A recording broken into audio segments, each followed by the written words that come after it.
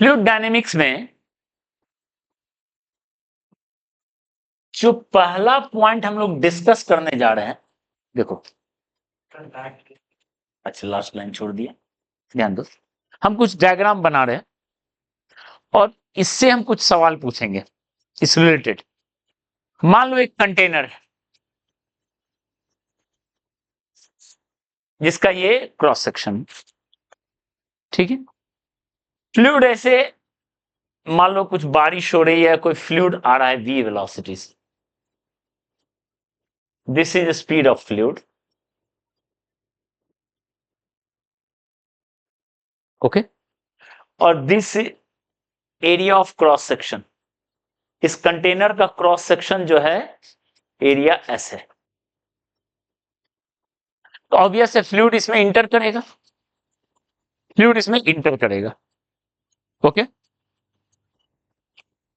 तो अगर आपसे पूछा जाए what is volume in flow rate, volume in flow rate मतलब कितना वॉल्यूम पर सेकेंड इनसाइड उसमें आ रहा है, ठीक है। मतलब क्या हुआ इसका, volume delta we by delta T, this is volume of fluid इंटर्स, ये हुआ time taken. Volume inflow rate का मतलब हुआ कितना वॉल्यूम ऑफ फ्लूइड उसमें इंटर कर रहा है पर सेकेंड, ठीक है। इतना समझ में आ रहा है। चलो, तो अब आप बताओ यहां से वो क्या कहानी होगा, इसका यूनिट क्या होगा, ऑब्वियस है मीटर क्यूब पर सेकेंड या सेंटीमीटर क्यूब पर सेकेंड अगर सेंटीमीटर में, या लीटर पर सेकेंड, डिपेंड करता है कैसा डेटा है, ओके। अच्छा एक चीज बताओ, 1 लीटर, क्योंकि इसमें यूनिट वाइज में बड़ा गड़बड़ कर देते, 1 लीटर जो होता है उसको कितना लिखते हैं, कितना से मीटर क्यूब होता है 1 litre, 1 metre cube equal to 1000 litre. आप इसको ऐसे सोच सकते हो 1 लीटर इक्वल टू 1 डेसीमीटर का क्यूब होता है, ठीक है। और 1 डेसीमीटर हुआ 0.1 metre into 0.1 metre into 0.1 metre, यानी 1/1000 मीटर क्यूब। तो 1 metre cube that is 10⁶ centimetre cube equal to 1000 litre. ये आप यूनिट वाइज समझ लो, यूनिट का कहानी है, ठीक है। चलिए है, अब हम लोग को निकालना है कितना वॉल्यूम इनफ्लो रेट है, कितना वॉल्यूम पर सेकेंड अंदर आ रहा, ओके, ठीक है। तो बताओ कैसे करेंगे, देखो अगर फ्लूइड इंटर किया डेल्टा टी टाइम में, अगर हम लोग देखें यहां तक फ्लूइड इंटर किया, बाय द वे सपोज एक एग्जांपल लिखते हैं, डेल्टा टी टाइम में डेल्टा लेंथ इंटर कर गया फ्लूइड, डेल्टा टी टाइम में कितना लेंथ इंटर किया डेल्टा टी, और डेल्टा एल है we delta T, speed into delta T, speed into time क्या बताएगा, डिस्टेंस, और इंटू एरिया, यानी अगर हम वॉल्यूम लिखें, this is volume into equal to कितना होगा बताओ, लेंथ इंटू एरिया होगा। फ्लूइड आ रहा है, ओके, फ्लूइड ऐसे इंटर कर रहा है, मान लेते हैं डेल्टा टी टाइम में डेल्टा एल लेंथ इंटर किया, तो इस v इंटू डेल्टा टी, तो कितना वॉल्यूम इंटर किया delta L into S, delta L का value v delta T into S. तो यहां से बहुत कॉमन सा रिजल्ट मिलेगा, delta v by delta T क्या हो जाएगा, F into area of cross section, ध्यान दो, into speed of fluid, area into speed, ये बताएगा क्या, वॉल्यूम इन फ्लो रेट या volume out flow rate, volume inflow rate या वॉल्यूम आउट फ्लो रेट। कैसे हम डायग्राम बनाएंगे, आप यूनिट वाइज में देख लो, एस का हो गया मीटर स्क्वायर और वी का हो गया मीटर पर, मल्टीप्लाई करो, क्लियर है? ठीक है,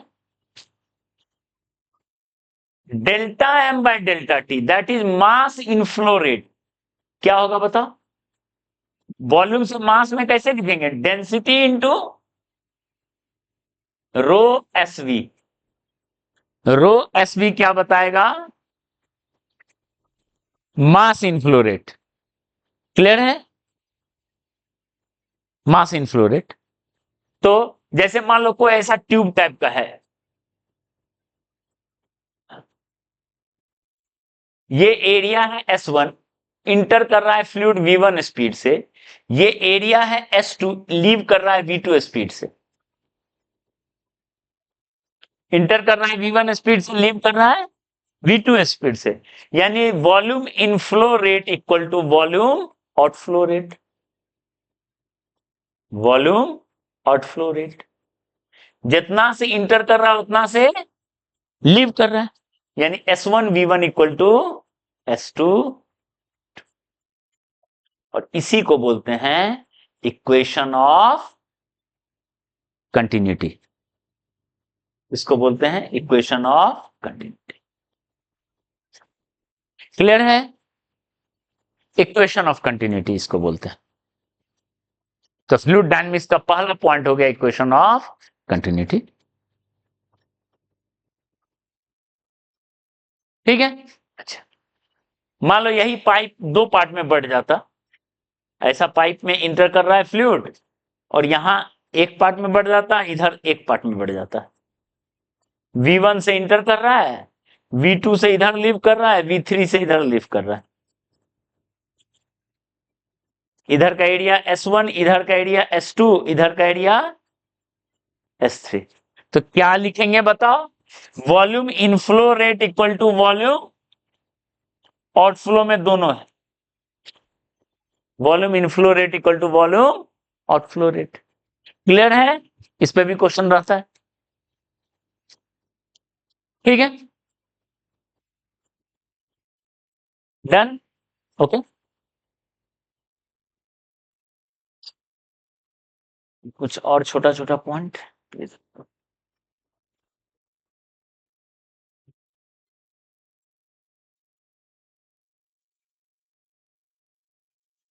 ठीक है, अब बताओ अगर मान लो कंटेनर का ये क्रॉस सेक्शन है, ठीक है, और फ्लूइड ऐसे गुजर रहा है, तो क्या इंटर करेगा? इंटर नहीं करेगा। वेलोसिटी भी है, एरिया भी है, डायरेक्शन मायने रख रहा है, मतलब इफेक्टिव एरिया जरूर मायने रखता है, यानी नो इनफ्लो। क्लियर है? दूसरा और डायग्राम बना रहे, ये एरिया है और फ्लूइड ऐसे आ रहा है,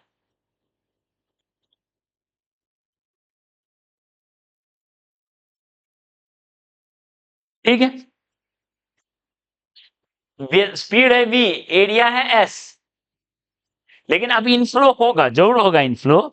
लेकिन बताओ आप इसको दो तरीके से देख सकते हो, या तो v को दो पार्ट में ब्रेक करें। इसका देखने का एक तरीका देखो, v है ऐसे, v का एक पार्ट है ऐसे, एक पार्ट है ऐसे, v परपेंडिकुलर और v पैरेलल।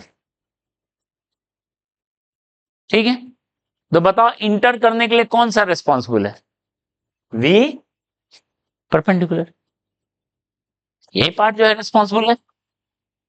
v का दो पार्ट है, एक एरिया के परपेंडिकुलर और एक एरिया के पैरेलल, यानी वॉल्यूम इनफ्लो रेट क्या होगा?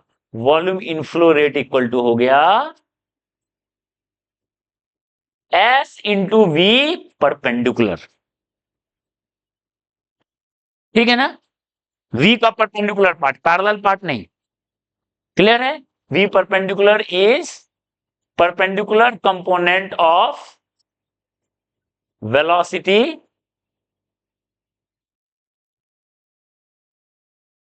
ठीक है टू एरिया, एरिया के परपेंडिकुलर कंपोनेंट। ठीक है, आप इसको इफेक्टिव एरिया से भी समझ सकते थे। ठीक है, वेलोसिटी अगर ऐसा लें ये एरिया था, तो एरिया का दो पार्ट, एरिया को भी दो पार्ट मान सकते हैं, एक पार्ट ऐसा,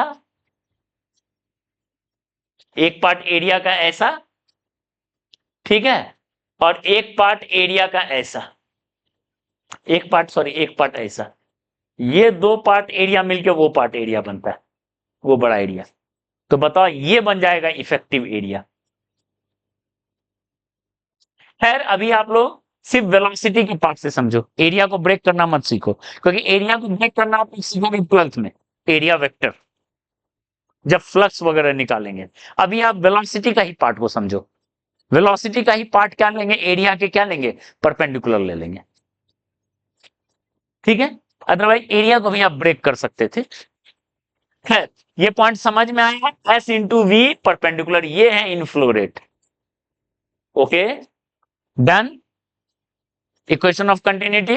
नेक्स्ट क्लास में हम लोग देखो फ्लूइड डायनामिक्स में एक होता है इक्वेशन ऑफ कंटिन्यूटी, और दूसरा जो सबसे इंपॉर्टेंट पार्ट है उसको कहते हैं बर्नौली इक्वेशन। तो नेक्स्ट क्लास में हम लोग बर्नौली इक्वेशन, डेरिवेशन सीखेंगे, प्रॉब्लम सीखेंगे। डेरिवेशन तो स्कूल एग्जाम का सबसे हिट क्वेश्चन है, वही आता ही है फ्लूइड में, डिराइव बर्नौली इक्वेशन, ठीक है। लास्ट पॉइंट, लास्ट पॉइंट बता दें, ध्यान दो। मान लो कोई ऐसा, ये एक पाइप है, इसको हॉस पाइप बोलो, ठीक है। यहां पे फ्लूइड रेस्ट पे था, फ्लूइड, ध्यान दो। आपने कुछ मान लो मोटर ऑन किया और वी स्पीड से, ध्यान दो, वी स्पीड से फ्लूइड निकलना शुरू किया। ओके, फ्लूइड वी स्पीड से निकला, एरिया है एस, डेंसिटी है रो।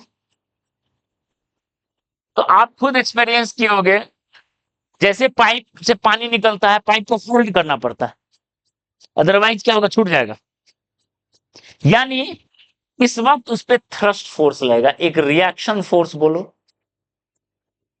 फोर्स रिएक्शन और थ्रस्ट पाइप पे।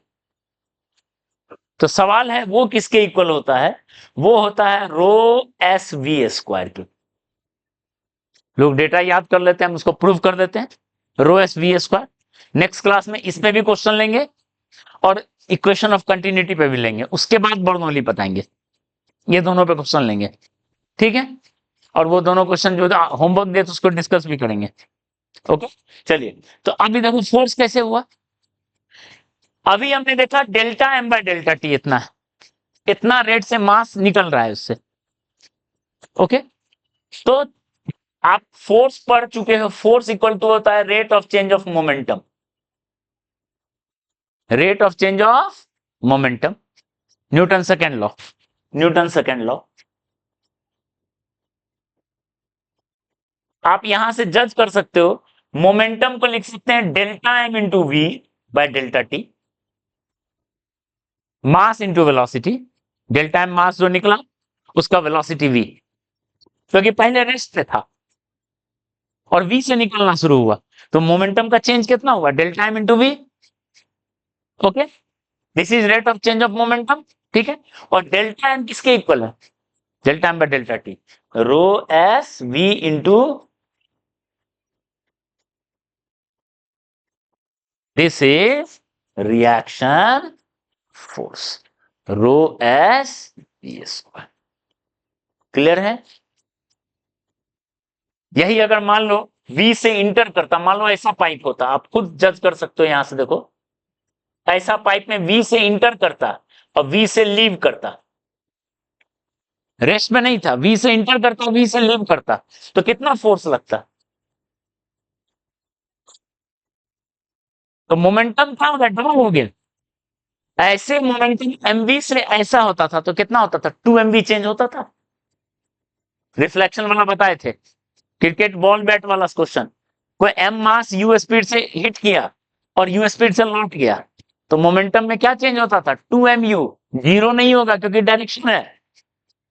तो ऐसे फ्लूइड इंटर किया और ऐसे लीव किया तो कितना मोमेंटम चेंज हुआ, 2 delta MV, not delta MV, 2 delta MV, यानी फोर्स हो जाएगा, ये जो डेल्टा MV लिखेंगे क्या लिखेंगे, 2 डेल्टा एम यानी 2 फैक्टर आ जाएगा। फोर्स इक्वल टू क्या हो जाएगा 2 रो एस स्क्वायर। क्लियर है? इसको रिवाइज करके आइए, नेक्स्ट क्लास में हम लोग प्रॉब्लम करते हैं इस पे। ठीक, चलिए।